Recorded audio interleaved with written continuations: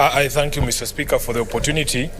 Mr. Speaker, I want to thank this House for according me the opportunity to be on that committee. I admit that it has been a learning curve. I thank all the councils for the parties who have enriched our research here, Mr. Speaker.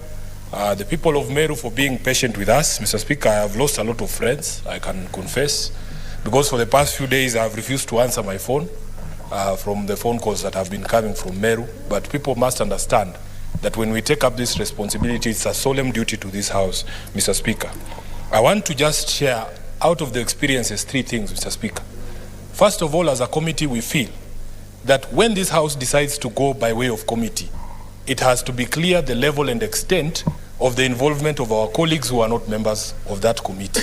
At some point, Mr. Speaker, and my chair will bear me witness, the committee felt under siege because, of course, from our colleagues, because, of course, there was a lot of interest. So we need to make that clear. Number 2, Mr. Speaker, is the question of time that it takes for us to investigate. Some of us feel that the time is too short.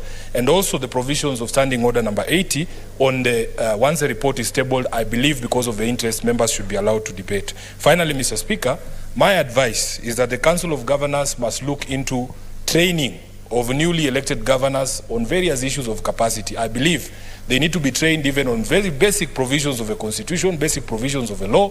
They need to be taken through these courses because I believe elected leaders come from different backgrounds, Mr. Speaker.